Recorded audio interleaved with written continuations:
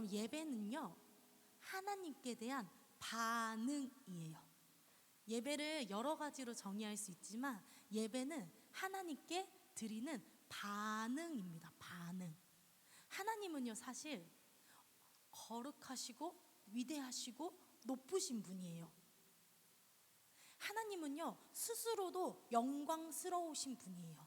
그런데 우리들이 드리는 이 찬양과 이 예배를 하나님께서 받아주시겠다고 해요. 그래서 사실은 영광스럽다라는 뜻은 우리가 하나님께 뭔가를 해서 영화롭게 해드린다가 아니라 그 영광스러운, 원래 전체 자체가 영광스러운 그 하나님께 참회하는 게 예배예요. 참회, 예의를 갖춰 참여하는 게 예배인 거예요. 그럼 어떻게 반응을 하냐면 말씀 가운데 아멘 이렇게 화답하는 거. 아멘이라는 뜻이 무엇인 줄 아세요? 아멘이란 뜻은 아만이라고도 하는데 이 아멘은 뭐냐면 맞습니다. 하나님 당신의 말이 그렇게 이루어진 줄 내가 믿고 그렇게 이루어질 것을 내가 믿습니다. 왜냐하면 당신은 하나님이시니까요. 아멘. 그래서 우리가 성경을 읽을 때는 아멘 하시는 거예요. 우리는 성경을 어떻게 외우냐면 여러분들 세례교육 받을 때 학습교육 받을 때 누누이 외웠지만 성경은 정확무오하다라고 외워요. 정확하고 오류가 없다. 그래서 성경 말씀은 진짜인 거죠. 이 성경 말씀에는 그래서 여러분들이 끝에 그냥 있느니라 끝나는 게 아니라 아멘. 하나님 당신의 말씀은 진짜고 당신의 말씀은 이루어졌고 이루어질 것을 내가 믿습니다 라는 고백으로 참여 반응한 거죠.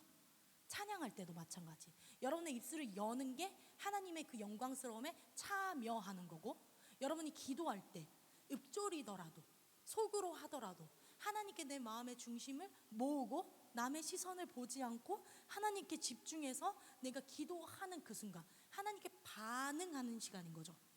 예배를 우리가 그렇게 드렸으면 좋겠어요. 오늘 설교는 이게 아닌데 우리 이제 설교로 들어가 봅시다. 여러분들 오늘은 전사는 이런 주제를 한번 정해봤어요. 예수님을 만나면 진짜 행복해질 수 있을까? 진짜 행복해질 수 있을까?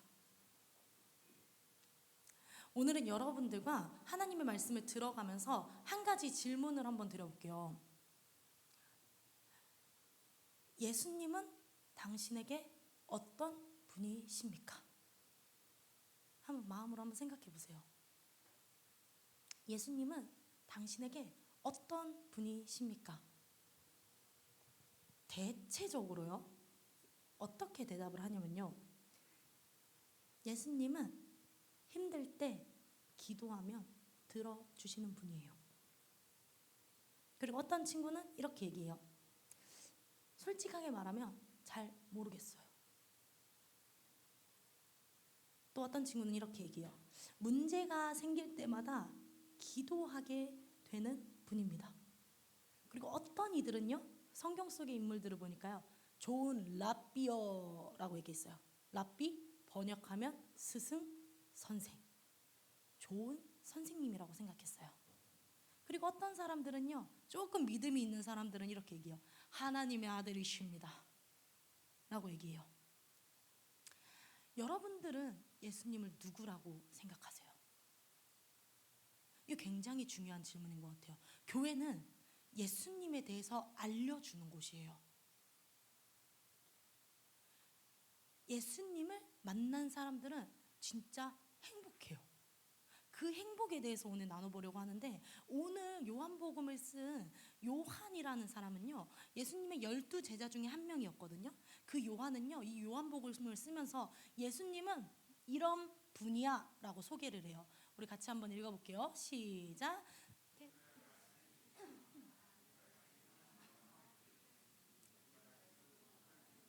아멘. 요한은 예수님이 어느 날 갑자기 등장한 분이 아니라고 얘기를 하거든요. 예수님의 인생이 베들레헴에서 시작되었다고 얘기하지 않아요. 요한에 의하면 예수님은요 누구냐면요 태초부터 계셨던 분입니다 라고 얘기를 해요. 태초, 시간이 생기기도 전부터 인류의 모든 시작점, 그때부터 계셨던 분이 예수님입니다. 태초부터 계셨던 말씀입니다 라고 얘기를 해요.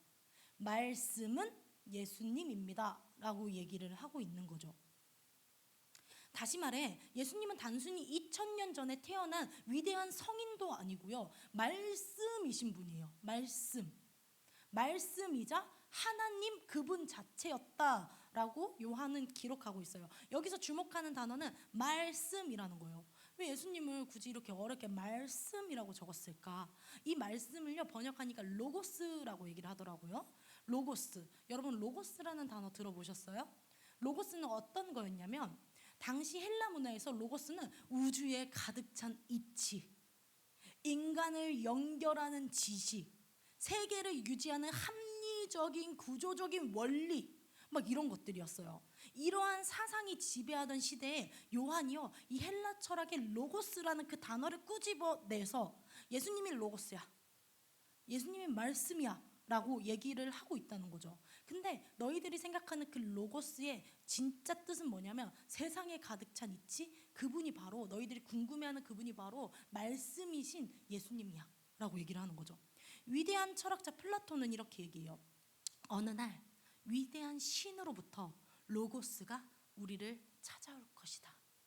그들은 로고스를 온 우주를 통제하는 능력이자 사람들의 생각을 지배하는 초월적인 초월적인 뭔가 느낌, 뭐 존재, 뭐 이런 것들로 생각을 했거든요.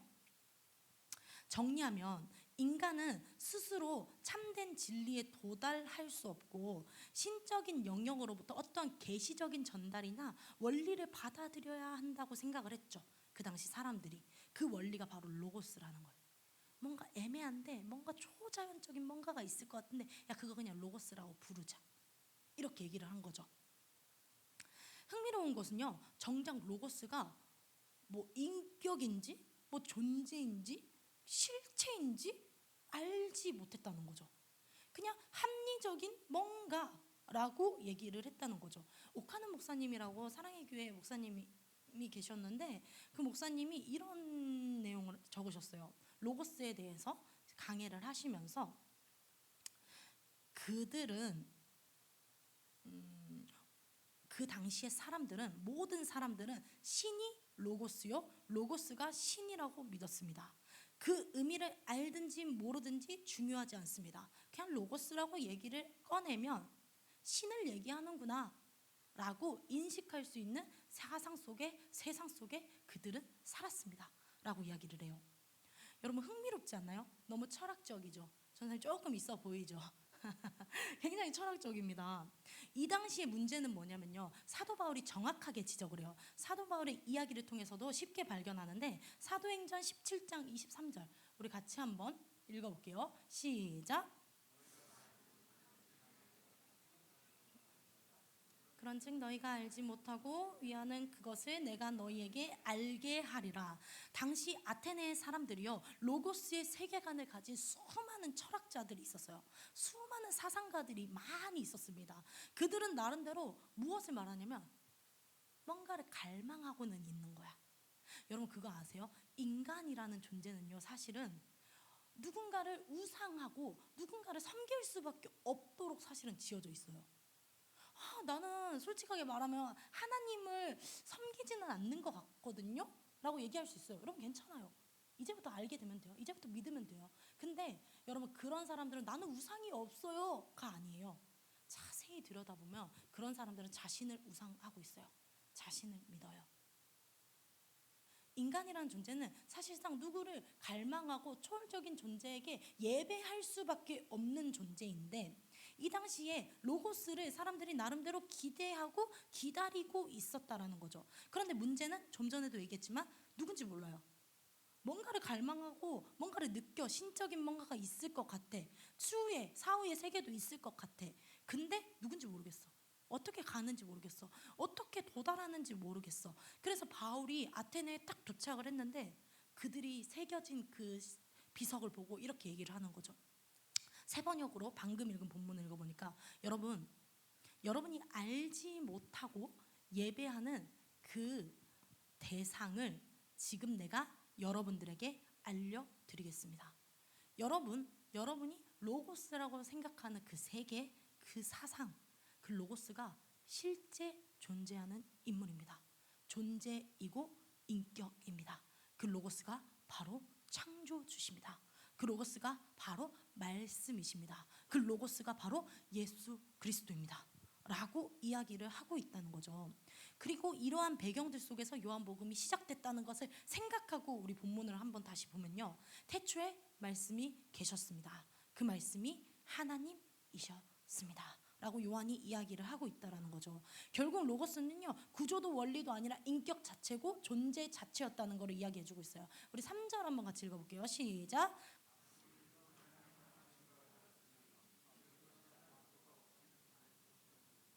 예수 그리스도는요, 로고스고 말씀이신데요, 이 예수 그리스도는 당신에게 도움을 주시는 분이기 전에 창조주이십니다 라고 덧붙여서 설명을 하고 있죠. 이번에 14절 한번 볼까요? 같이요. 시작. 말씀이 육신이 되어 우리 가운데 거하심에 우리가 그의 영광을 보니 아버지의 독생자의 영광이요 은혜와 진리가 충만하더라.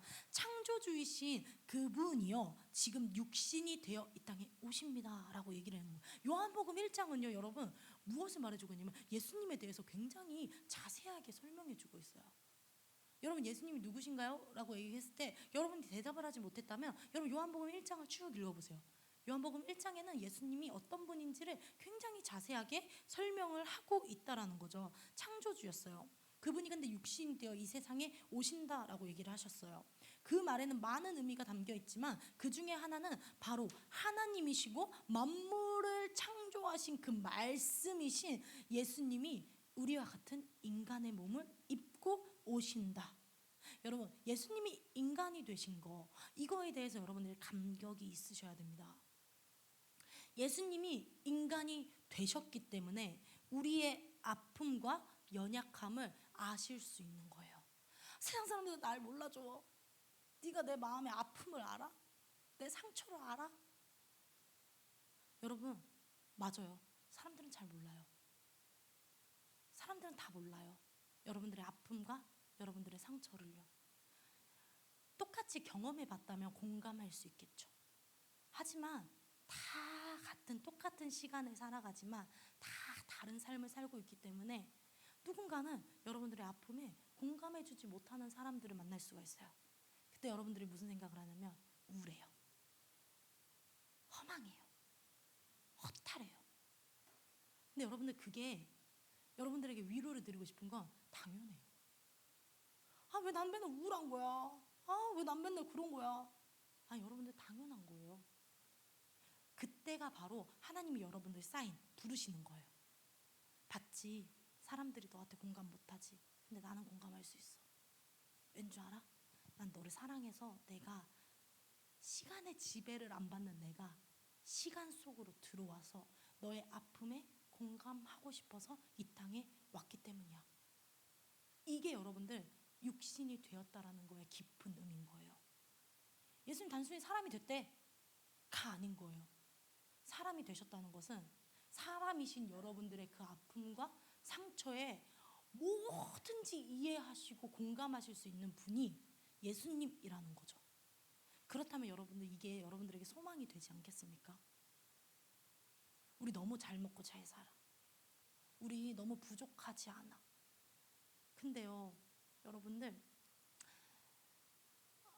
한 30년 전만 해도요, 못 먹고 못 살아가지고요, 이 예수님이 너를 위로해 주신대, 예수님이 너 버리지 않는데, 이 한마디가 그들을 살아가게 했어요. 근데 여러분들 그게 복음이거든요. 예수님이 너를 포기하지 않고 너를 끝까지 사랑하실 거야. 이게 복음이거든요. 근데 이 복음이요 30년이 지나 이 시대에 똑같이 선포되어지는데 어떤 현상이 일어나냐면 나 잘 먹고 잘 살아서 굳이 예수가 나에게 필요한가? 그냥 도덕적인 성장을 위해서 내가 교회를 나가는 거지. 나름 그냥 있어 보이니까 아 지금은 엄마의 울타리에 있으니까 내가 교회를 나오는 거지. 사실은 내가 왜 교회를 나오는지 몰라요. 예수가 여러분들에게 필요하지 않은 시대가 되었던 거죠. 여러분 이게 바로 마지막 때의 신호죠. 구원의 문은 열려 있는 것처럼 보여요. 근데 이 구원의 문은 닫힙니다. 언젠가는. 때와 시기는 알 수 없지만 닫혀요. 문제는 닫히면 열릴 수가 없어요. 열어지지 않는 거죠. 그렇다면 오늘이 여러분들에게 마지막 예배라면 여러분은 어떻게 하나님을 예배하시겠습니까? 내게 이번 수련회가 마지막이라면 여러분은 어떤 자세로 하나님 예배 드리겠어요? 내가 한 3년 후에 대학 가서 진짜 잘하려고 했거든요. 여러분, 그때가 어쩌면 소용이 없어지는 때가 올 수도 있다라는 거를 이야기하고 있다라는 거죠. 사도 요한이요, 요한일서 1장 1절에 이렇게 묘사했어요. 이 글은 생명의 말씀에 관한 것입니다. 이 생명의 말씀은 태초부터 계신 것이요, 우리가 들은 것이요, 우리가 눈으로 본 것이요, 우리가 지켜본 것입니다. 우리가 손으로 만져본 것입니다. 즉 우리가 그 생명의 말씀이신 예수님의 음성을 들었고요, 눈으로 보았고요, 손으로 만질 수 있는 형태로 예수님이 오신 거예요. 예수님은 막 이렇게 안 느껴져요 라고 이야기하시는 분들이 있어요. 안 보이잖아요. 여러분, 말씀이 예수님이라고 하셨잖아요. 말씀, 눈에 보여져요. 손으로 만져져요. 뿐만 아니라요, 진짜 예수님을 만난 사람들은요, 찬양하고 기도하고 예배하면서 하나님을 경험합니다. 여러분들은 안 만져보고 안 들어가 본 것이지 사실은 예수님은 보여질 수 있는 거죠. 여러분들의 마음에 느껴질 수 있는 분이라는 거죠. 그리고 이어 그분이 우리 가운데 거하신다라고 얘기를 해요. 창조주이신 말씀이신 그분이 우리와 함께 거하신다라는 것은 장막을 치고 텐트를 친다, 여러분들과 함께 살기로 작정하셨다라는 거죠. 이게 여러분들에게 들려줘야 될 복음입니다. 여러분, 하나님이 우리의 삶의 한가운데로 들어오셨어요. 예수님은 멀리 계신 분이 아니라요, 우리의 현실 속에 들어와 계신 분이고 우리와 함께 하시는 분이십니다. 정확하게 이야기를 하면 예수님께서는 승천하시고 하나님의 보좌 우편에 앉으셔서 우리를 위해서 기도하세요. 그리고 승천하시면서 뭐라고 하셨죠? 너희들에게 선물을 줄 거야. 너희들은 기다려. 내가 너희들에게 선물을 줄게. 그 선물이 뭐죠? 보혜사 성령님을 주신 거죠. 성령님. 그러니까 정확하게 이러면 성령님이 여러분들 안에 거하시는 거죠. 내가 예수님 믿어요 라고 작정한 그날 성령님은 여러분들의 마음속에 계십니다. 이 성령님이 하시는 역할은 뭐냐면 독단적인 일을 하지 않아요. 성령님이 하시는 역할이 뭐냐면 성경에도 분명히 기록되어 있지만 예수님이 하신 일들이 생각나게 하시는 분이에요. 성령님이 여러분들의 마음속에서 자꾸 요동치면서 맞다, 말씀이 그랬지, 말씀의 길로 여러분들을 자꾸 흔들어요. 그리고 그 성령 하나님이 여러분들과 함께 계신다. 그리고 이 성령 하나님은 여러분들을 절대 떠나지 않습니다. 여러분들 안에 계신 그 성령님이 오늘 여러분들 안에서 충만하게 일하시기를 기도하겠습니다. 여러분, 이 말씀이 믿어지세요? 할렐루야, 아멘. 정말 이 믿음의 고백 하나님 들으시는 거예요. 느껴지세요? 예수님이 지금 나와 함께 하신다. 성령 하나님이 내 속에 계신다. 하나님이 절대 나를 떠나지 않고 포기하지 않으신다. 이 말이 여러분들에게 감격이세요? 눈물이 나세요? 이 말들이 정말 실제처럼 느껴지세요? 여러분, 예수님이 이 땅에 오셨을 때도요, 이런 반응이었을 것 같아요. 영적으로 사회적으로 어두웠습니다. 그래서 오늘 말씀에 보니까요, 예수님이 뭐라고 하냐면 나는 세상의 빛이야. 내가 빛으로 왔어 라고 이야기하죠. 5절 한번 같이 읽어볼게요. 시작. 여기입니다. 시작. 예수님이 세상에 오심은요, 마치 빛이 어둠 속에 들어온 것 같은 시대였다는 거죠. 세상의 상태는요, 그때나 지금이나 어둠이 드리워진 상태인 거죠. 그런데 문제는요, 빛이 어둠 속에 탁 왔는데 어둠이요, 세상이요, 그 빛을 받아들이고 싶지 않았대요. 왜 깨닫지 못했을까? 왜 받아들이지 못했을까요? 빛이 없어서요? 빛이 오셨다는데? 증거가 없어서요? 이적이 없어서요? 아니요. 계시가 없어서요? 아니요. 그들의 마음이 닫혀 있었기 때문에. 지킬 것 중에 마음을 지키는 것이 그래서 중요한 거죠. 그들의 마음이 닫혔어요. 영적인 눈이 가리워져 있었기 때문에 빛이 짜잔 하고 왔는데 그 빛을 받아들일 마음이 내 생각에 전혀 없는 거야. 빛을 거부했던 거죠. 우리 10절과 11절 한번 다시 읽어볼게요. 시작. 그가 세상에 계셨으며 세상은 그로 말미암아 지은 바 세상은 그를 알지 못하였고 자기 땅에 오매 자기 백성이 영접하지 아니하였으나, 그 다음 12절 전사님이 한번 읽어볼게요. 영접하는 자 곧 그 이름을 믿는 자들에게는 하나님의 자녀가 되는 권세를 주셨으니.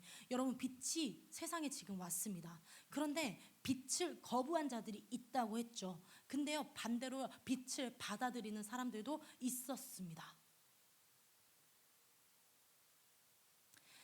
말씀을 거절한 사람들도 있었지만 말씀에 아멘 하고 반응하는 사람들도 있었습니다. 그 당시에도 지금도요. 그리고 성경은 이어서 말하죠. 영접했지, 너희들 아멘 했지, 하나님 믿는다고 했지. 그럼 너희들은 세상에서 실패자가 아니야. 너희들은 빛의 자녀야. 너희들은 하나님의 자녀야. 야, 세상에 기댈 데 하나도 없다 했지. 야, 천지를 창조하신 내 아들이고 내 딸이야. 엄청난 특권을 지금 주셨다라는 거죠.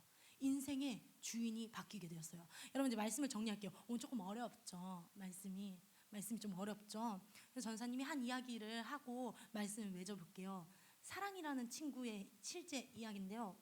한번 들어보세요. 사랑이의 아버지가요, 술을 참 좋아했습니다. 문제는요, 술만 먹으면 집안이 막 시끄러웠던 거예요. 싸우고 욕하고 집안이 난리였어요. 사랑이는 어렸을 때 교회를 다녔대요. 특별히 수련회나 집회 같은 데를 갔다 오면요, 은혜를 받잖아요. 은혜를 가득 받고 기쁜 마음으로 집에 들어가면요,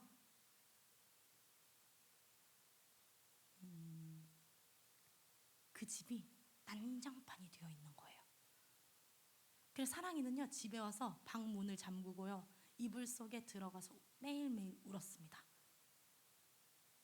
하나님을 원망했습니다. 이렇게 기도했어요. 하나님, 나 은혜 필요 없어요.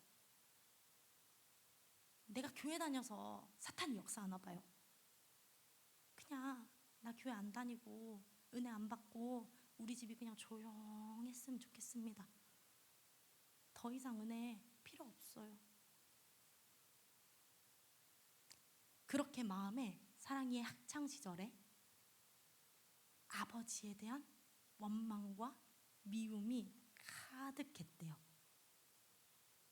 하나님, 왜 나에게 이런 아빠를 주신 거야? 나도 목사님 딸이었으면 얼마나 좋았을까? 나도 장로님 딸이었으면 얼마나 좋았을까? 나도 안수 집사님 딸이었으면 얼마나 좋았을까? 늘 하나님이 나에게 선물로 주신 아빠를 원망했던 세월이 13년이었대요. 그러던 어느 날 아버지가 또 술을 드시고 집안이 막 눈물바다가 되었대요. 근데 사랑이가 또 방에 가서요, 이불을 뒤집어 쓰고 울었어요. 무서웠으니까요. 그리고 이런 환경이 내가 해낼 수 없는 게 없어서 답답해서 울었대요. 하나님, 우리 집에 아빠가 없었으면 좋겠어요. 이런 지긋지긋한 가정이 너무 힘들어요. 아니면 나를 데려가시던지, 아니 우리 아빠를 데려가시던지, 한 선택 좀 해보세요. 울면서 기도했대요. 근데요, 13년 만에 하나님이 사랑에게 탁 메시지를 주셨대요. 뭐라고 주셨냐면요, 사랑아,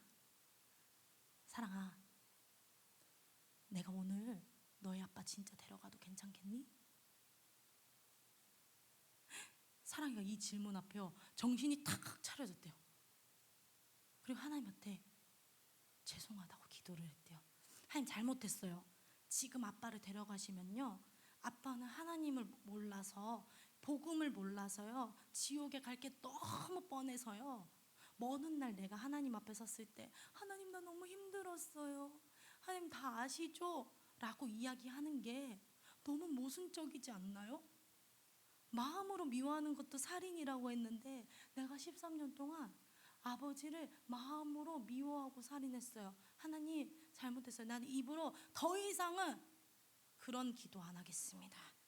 사랑이는 그날 이후로 아버지를 사랑하겠노라 결단합니다.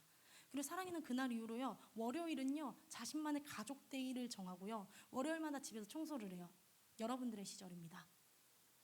그리고 빨래를 해요. 월요일마다요. 그리고 아버지를 위해서 밥을 차리기도 하고요, 가족들과 함께 저녁 식사를 그 힘든 자리에 가서 앉아서 먹습니다. 그리고 아버지의 구원을 위해서 기도하기 시작합니다. 사랑이가 기도 가운데 예수님을 만났습니다. 하나님을 만나니 사랑이가 바뀌었어요. 솔직하게 말하면요, 사랑이의 아버지가 갑자기 술을 끊거나 가정에 평화가 찾아온 것은 아닙니다. 그런데요, 바뀌었습니다. 바뀐 게 없는 것 같지만, 환경은 안 바뀌었지만 사랑이는 180도 바뀌었습니다. 완전히 다른 사람이 되었습니다. 여러분, 사랑이의 모든 원망과 불평의 삶이요, 감사와 기쁨, 긍휼의 삶으로 바뀌었고요, 사랑이는 더 이상 그런 기도를 하지 않습니다. 불행한 존재라고 생각하지 않습니다. 나는 하나님의 자녀고 백성이야 라고 생각합니다. 사랑이의 이야기를 듣다가요, 문득 사도 바울의 삶이 떠올랐어요. 여러분, 사도 바울에게는 육체의 가시가 있었다라고 이야기를 해요. 이 육체의 가시가 무엇인지에 대해서는 성경이 정확하게 얘기를 하지 않지만 많은 학자들이 추측하기를 눈이 좀 불편했을 것이다 라고 이야기를 하더라고요. 고린도후서 12장 7절 우리 같이 한번 읽어볼까요? 시작. 여러 계시를 받은 것이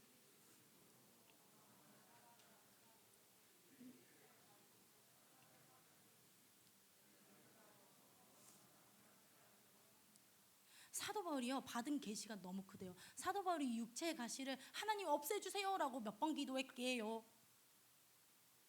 오, 민욱쌤 3달란트 드리겠습니다. 3번. 3번이요. 하나님한테 3번 동안 기도했어요. 하나님, 이 육체의 가시 없애주세요. 없애주세요. 근데요, 하나님의 답변이었습니다. 사도 바울은 치유받았나요? 치유받지 않았나요? 하나님의 말씀이에요. 너가 가지고 있는 그 계시가 너무 커서 너로 하여금 내가 교만하게 하지 않기 위해서 내가 너에게 육체의 가시를 허락했거든. 하나님의 그 음성을 듣고요, 기도할 때 만났죠. 그 음성을 듣고요, 사도 바울은요 다시는 그 기도를 하지 않습니다. 육체의 가시를 없애 주십시오라고. 그 뒤로 바울은요, 하나님께서 그런 기도하지 않아요. 하나님은요 사도 바울의 현실적인 그 병을 고쳐주지 않았어요. 그런데 사도 바울은 나음을 받았습니다.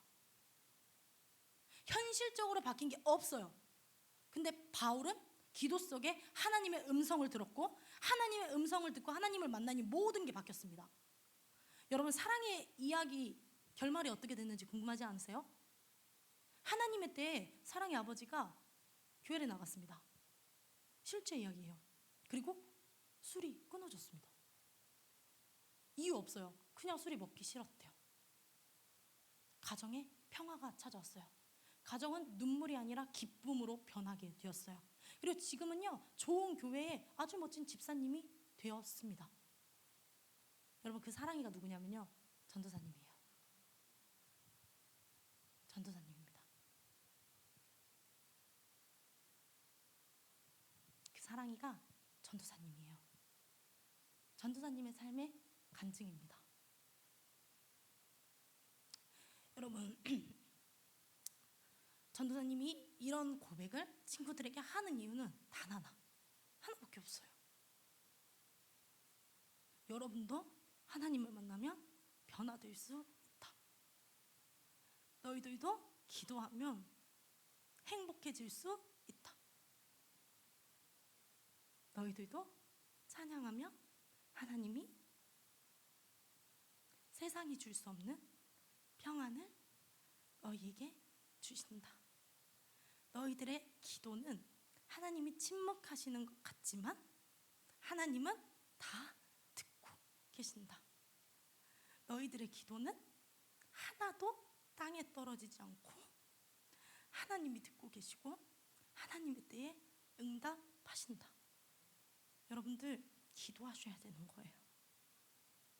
수련의 제목이 뭐죠? 예수라는 사람, 예수라는 사랑이에요. 여러분, 이번 수련회가요, 한 번의 이벤트가 아니었으면 좋겠어요. 단순히 즐거움을 위한 시간도 아니었으면 좋겠어요. 전도사님이 만난 그 예수님을 여러분들도 만났으면 좋겠어요. 전도사님이 만난 그 예수님을 여러분들도 만나서 진짜 행복해지는 터닝 포인트가 되었으면 좋겠습니다. 빛은 이미 우리를 향해 비추고 있습니다. 말씀이신 그리스도는 이 땅에 오셨고 지금도 여러분들에게 복음은 선포되고 있습니다. 여러분, 복음은 선포되고 있습니다. 이제 남은 것은 여러분의 선택입니다. 저는 여러분이 모두 예수를 거부하지 않고 예수를 받아들일 수 있는, 진짜 그래서 행복해질 수 있는, 정말 행복해질 수 있는 그런 빛의 자녀들이 되기를 간절히 기도합니다. 우리 이 시간에 함께 기도합시다. 여러분, 한번 두 눈을 감고